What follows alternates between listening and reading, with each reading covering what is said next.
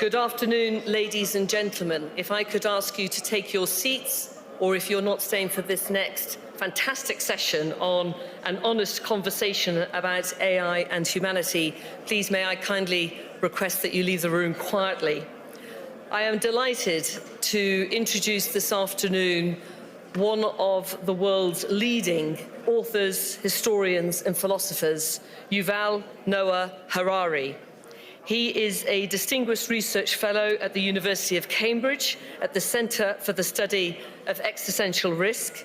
He has been a lecturer in the Department of History at the Hebrew University of Jerusalem, and he is co-founder of Sapiens Ship. As many of you will know, he is a best-selling author of, amongst many books, Sapiens, A Brief History of Humankind, Homo Deus, Brief History of Tomorrow, and 21 Lessons for the 21st Century, amongst others, selling over 50 million books worldwide in 65 languages. He focuses on the macro-historical questions of our time, and what a perfect moment with this pressing arrival and disruption of AI to have somebody of Yuval's distinction take on this challenge. Please join me in warmly welcoming Yuval Noah Harari to deliver a conversation about AI and humanity.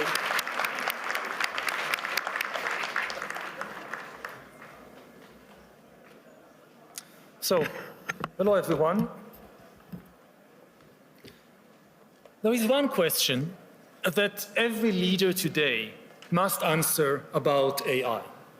But to understand that question, we first need to clarify a few points about what AI is and what AI can do. The most important thing to know about AI is that it is not just another tool. It is an agent. It can learn and change by itself and make decisions by itself. A knife is a tool. You can use a knife to cut salad or to murder someone, but it is your decision what to do with the knife.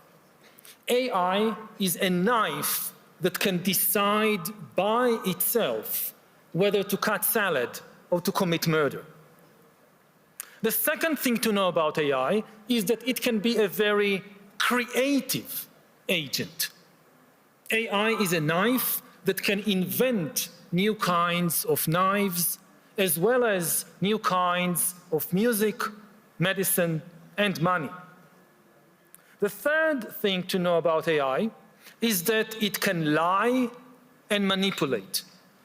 4 billion years of evolution have demonstrated that anything that wants to survive learns to lie and manipulate.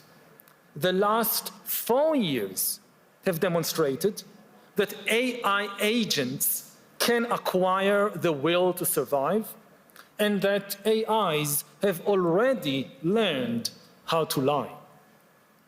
Now, one big open question about AI is whether it can think. Modern philosophy began in the 17th century when René Descartes proclaimed, "I think, therefore I am." Even before Descartes, we humans defined ourselves by our capacity to think. We believe we rule the world because we can think better than anyone else on this planet. Will AI challenge our supremacy in the field of thinking? Now, that depends on what thinking means. Try to observe yourself thinking. What is happening there? Many people observe words popping in their mind and forming sentences, and the sentences then forming arguments like, all humans are mortal, I am human, therefore I am mortal. If thinking really means putting words and other language tokens in order, then AI can already think much better than many, many humans. AI can certainly come up with a sentence like, AI thinks, therefore AI am. Some people argue that AI is just glorified autocomplete. It merely predicts the next word in a sentence. But is that so different from what the human mind is doing? Try to observe, to catch the next word that pops up in your mind. Do you really know why you thought that word, where it came from? Why did you think this particular word and not some other word? Do you know? As far as putting words in order is concerned, AI already thinks better than many of us. Therefore, anything made of words will be taken over by AI. If laws are made of words, then AI will take over the legal system. If books are just combinations of words, then AI will take over books. If religion is built from words, then AI will take over religion. This is particularly true of religions based on books, like Islam, Christianity, or Judaism. Judaism calls itself the religion of the book, and it grants ultimate authority not to humans, but to words in books. Humans have authority in Judaism not because of our experiences, but only because we learn words in books. Now, no human can read and remember all the words in all the Jewish books, but AI can easily do that. What happens to a religion of the book when the greatest expert on the Holy Book is an AI? However, some people may say, can we really reduce human spirituality to just words in books?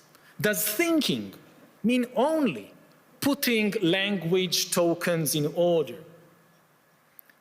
If you observe yourself carefully when you're thinking, you will notice that something else is happening there besides words popping in your mind and forming sentences. You also have some non-verbal feelings. Maybe you feel pain. Maybe you feel fear. Maybe love. Some thoughts are painful. Some are frightening. Some are full of love. While AIs become better than us with words, at least for now, we have zero evidence that AIs can feel anything. Of course, because AI is mastering language, AI can pretend to feel pain or love.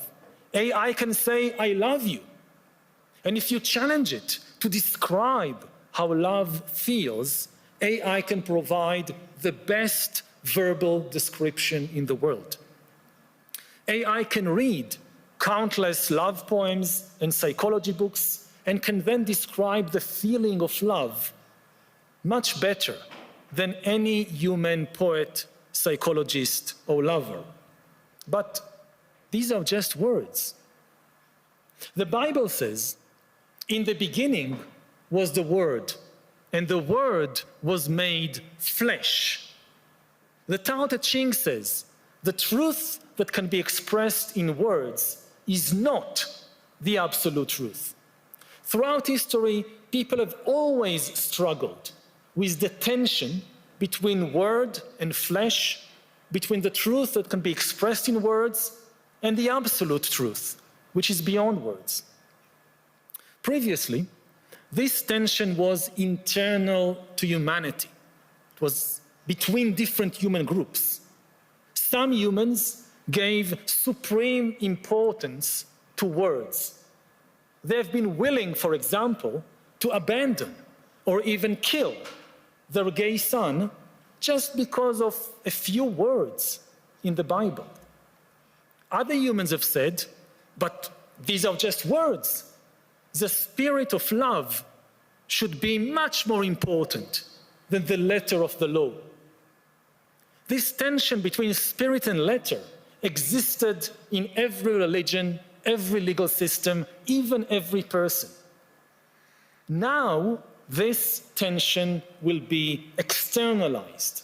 It will become the tension not between different humans, this will be the tension between humans and AIs, the new masters of words. Everything made of words will be taken over by AI. Previously, all the words, all our verbal thoughts, they originated in some human mind. Either my mind, I thought this, or I learned it from another human. Soon, most of the words in our minds will originate in a machine. I just heard today about a new word that AIs coined by themselves to describe us humans. They called us the watchers. The watchers, that we are watching them. AIs will soon be the origin of maybe most of the words in our minds. AIs will mass produce thoughts by assembling words, symbols, images, and other language tokens into new combinations. Whether humans will still have a place in that world depends on the place we assign our non-verbal feelings and our ability to embody wisdom that cannot be expressed in words. If we continue to define ourselves by our ability to think in words, our identity will collapse. All this means that no matter from which country you come, your country will soon face a severe identity crisis and also an immigration crisis. The immigrants this time will not be human beings coming in fragile boats without a visa or trying to cross a border in the middle of the night. The immigrants will be millions of AIs that can write love poems better than us, that can lie better than us, and that can travel at the speed of light without any need of visas. Like human immigrants, these AI immigrants will bring various benefits with them. We will have AI doctors to help in our healthcare systems, AI teachers to help in our education systems, even AI border guards to stop illegal human immigrants. But the AI immigrants will also bring with them problems. Those who are concerned about human immigrants usually argue that immigrants might take jobs, might change the local culture, might be politically disloyal. I'm not sure that's true of all human immigrants, but it will definitely be true of the AI immigrants. The AI immigrants will take many human jobs. The AI immigrants will completely change the culture of every country. They will change art, religion, and even romance. Some people don't like it if their son or daughter is dating an immigrant boyfriend.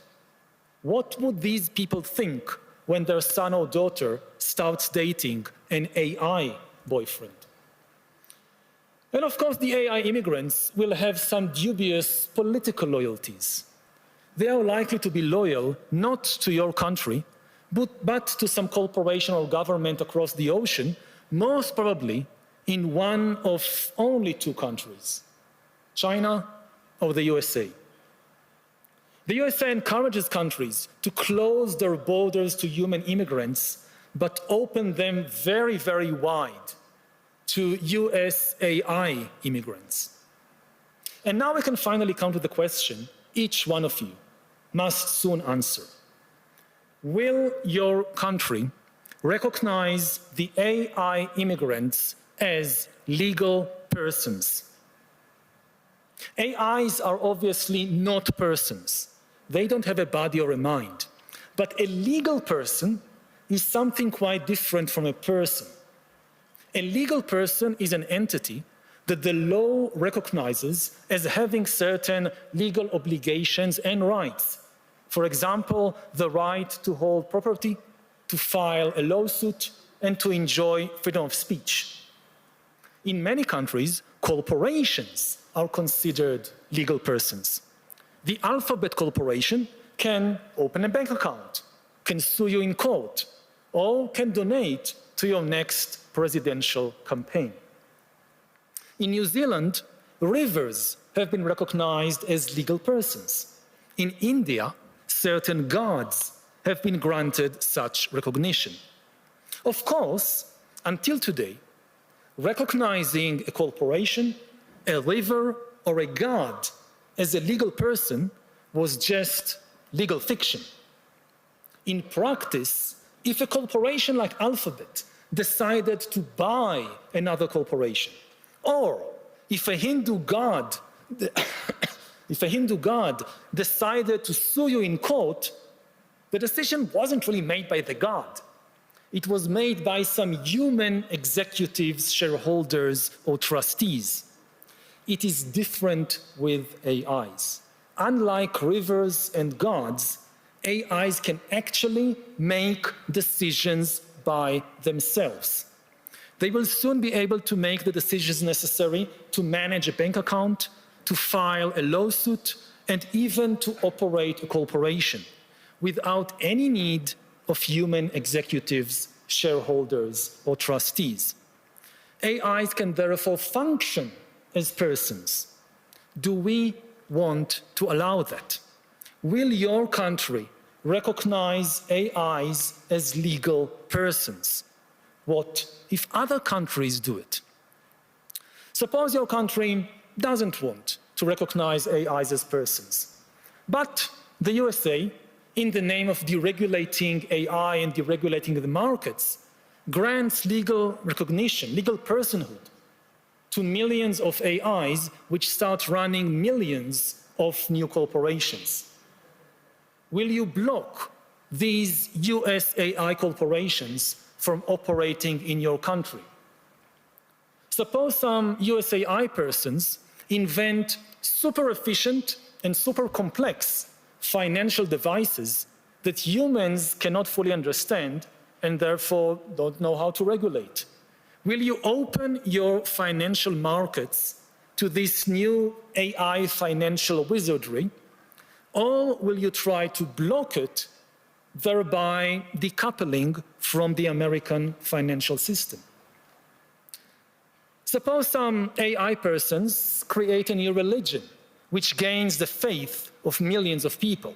That should not sound too far-fetched, because after all, almost all previous religions in history have claimed that they were created by a non-human intelligence. Now, will your country extend freedom of religion to the new AI sect and to its AI priests and missionaries? Maybe we should start with something a bit simpler. Will your country allow AI persons to open social media accounts, enjoy freedom of speech on Facebook, on TikTok, and befriend your children? Well, of course, that question should have been asked 10 years ago. On social media, AI bots have been operating as functional persons for at least a decade. If you think AIs should not be treated as persons on social media, you should have acted 10 years ago. 10 years from now, it will be too late for you to decide whether AIs should function as persons in the financial markets, in the courts, in the churches. Somebody else will already have decided it for you. If you want to influence where humanity is going, you need to make a decision now. So, what is your answer as a leader? Do you think the AI immigrants should be recognized as legal persons? If not, how are you going to stop that? Thank you for listening to this human.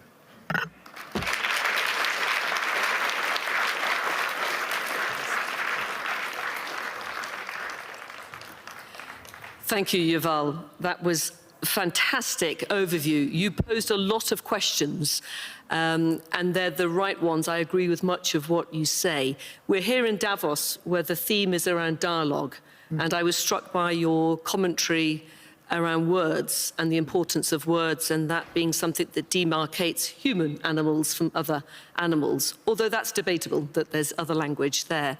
So in the context of Davos and the range of people we have here from technology, from the business world, from politicians, how would you like to see, what is the answer that you have in terms of this slightly dystopian world you've potentially put in front of us?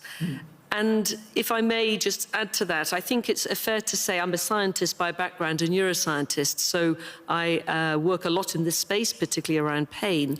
And we're very comfortable with the fact that many of our discoveries, particularly technological discoveries, we often drive them forward, and then afterwards we think, oh, we hadn't thought enough about the ethics and the implications, and then we're trying to catch up on the regulation that we need to maybe put around it.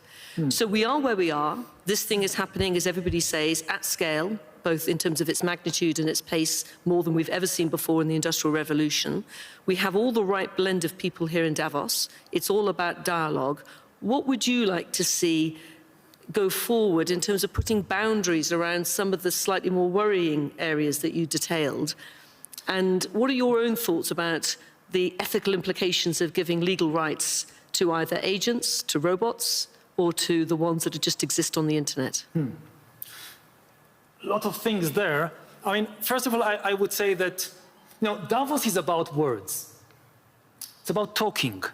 The basic idea of Davos is that you can change the world just by talking, which I like this idea, because this is also my idea as an author, as a university lecturer. This is what I do. I talk, I write. I think I can influence the world with words. And this is now in question. Are we at the end of the road for words? Is this no longer functioning? And, engineers and also soldiers, they don't change the world with words. They do stuff. They take action. Philosophers, scholars, also political leaders, they try to change the world with words, by saying things. And maybe we've reached the end of that road. And what does it mean? That, we humans, we conquer the world ultimately, I would say, with language and words. Because yes, engineers can make weapons and soldiers can wield them, but to build an army, you need to convince thousands of strangers to cooperate. How do you do that? With words, with ideology, with religion. So humans took over the world not because we are the strongest physically, but because we discovered how to use words to get thousands and millions and billions of strangers to cooperate. This was our superpower. And now something has emerged that is going to take our superpower from us. Until a few years ago, nothing on Earth could use words, only humans. Chimpanzees couldn't, rivers couldn't, the sun couldn't. We could use words. Now there is something that is able, or soon will be able to use words better than us. And you look just, at what happened on social media and the immense change it brought to the world there. So 10 years from now, living in a world in which AIs are in command of language, how does that look like? Well, Davos in 10 years might look very different, as you say, so that's a future we can all try to think about in the context of who would be here beyond the physical human. But if I may just discuss a little bit around the fact that it's not new for humans to be beaten by technology. So if we think about some of the we can't fly, and we built aeroplanes. Cars can go faster than us. We're very comfortable with that. The threat that comes with AI is the fact that it's a threat to the sovereign power of our ability to think. And that is destabilizing. I say that as an academic and an educator. That's something that is very threatening. But if we go back to, say, a robot, the value we would place on a robot being able to run the 100 meters faster than Usain Bolt is less. There's something about the human endeavor, the struggle, the suffering, the fact that we can have a collective sense of empathy and understanding about what it meant to achieve something, even if it was lesser with technology. I just wonder whether an author that would replace you, how much as a human we would value that, the words of that, the creativity that comes from art that's been done with artificial intelligence. Do you think we will value it as much, and therefore there's still a place for humans in the creative space of thinking and words? That's the identity crisis, because Descartes didn't say, I run, therefore I am. I think, based human identity on our capacity to think. We always knew that cheetahs can run faster than us. We always knew that elephants are much bigger and stronger than us. So we didn't define ourselves by this, we defined ourselves by thinking. And now something is going to be better than us in thinking, if thinking means putting words in order. Now, I'm an author, I'm a speaker, I put words in order. This is my game. Like I have all these words, and I put, let's put these words in this order. No. It will be better to put it like this, like this, like this. And AI will beat me. I don't know how long it will take, 2 years, 5 years, 10 years. It will beat me. And then what does it mean for our identity? People identify, with the streams of words in their mind. Like you close your eyes, you try to see what's happening inside me. Many people, I'm one of them, we see words popping up, organizing themselves. We identify with that. But I guess my point is, using the same analogy, is that we still value a human. We have the Olympics. We've got the Winter Olympics coming.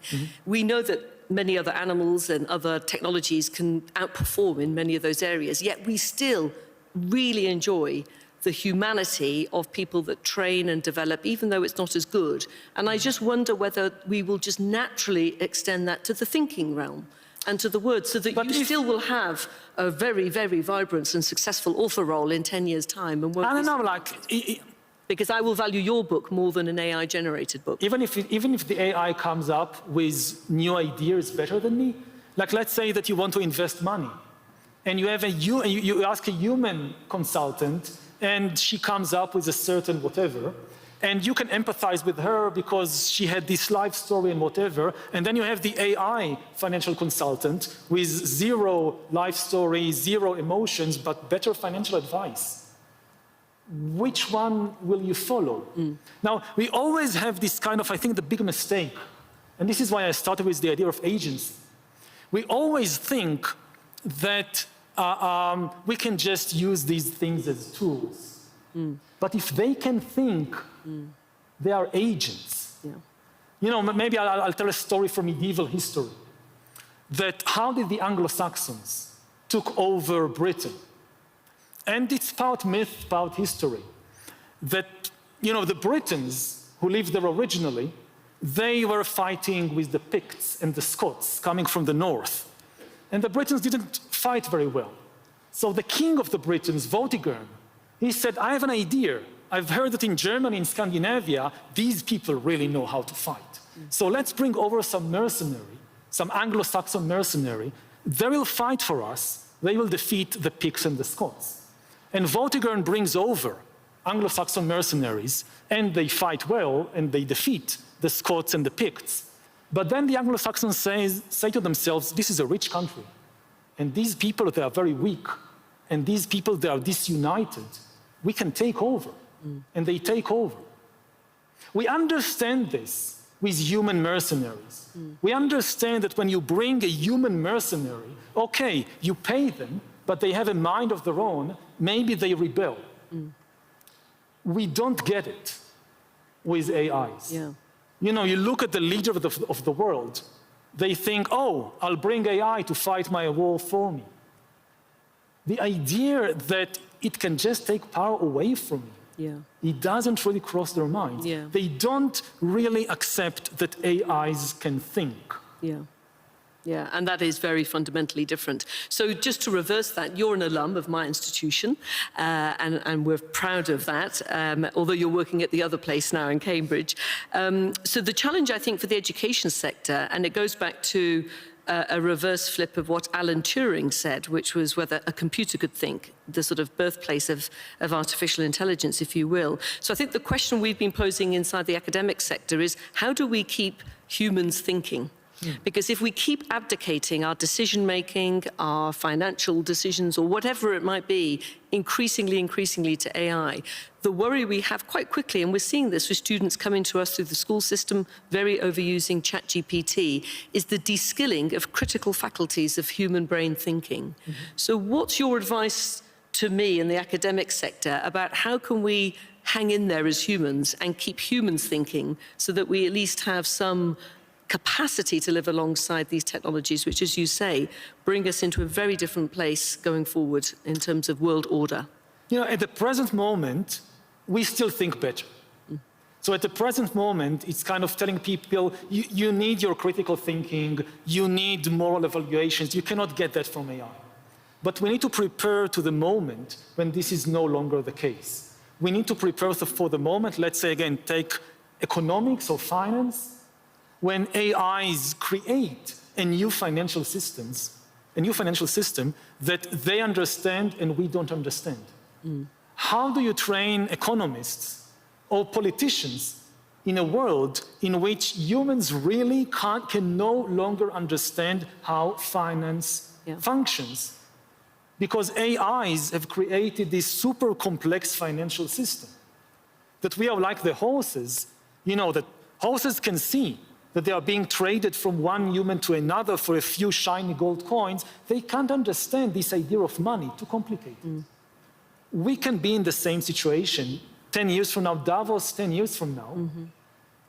Maybe nobody in the room, no human in the room, understands the financial system anymore because it's dominated by AIs, and the AIs have come up with new financial strategies and devices that are just mathematically beyond the human capacity of the brain.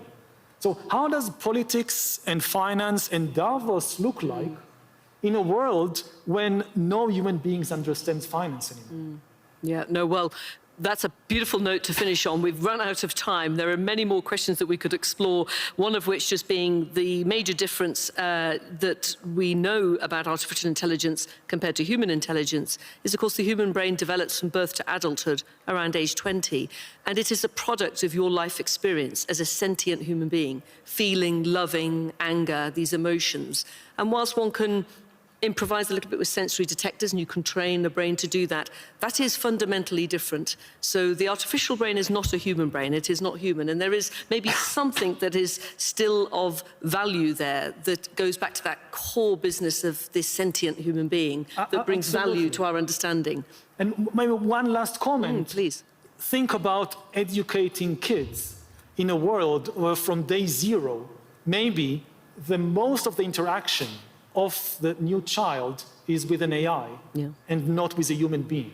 It's the biggest and scariest psychological experiment in history, and we are conducting it. Indeed, we are. Well, Yuval, thank you so much. I'm delighted that you're thinking about these problems and that you've got us all thinking this afternoon. I look forward to you coming back maybe to Davos in 10 years and reflecting on this conversation and just where we have got to. But thank you all to the audience, those of you online and those in the group. And thank you. Can we give a round of applause to Yuval?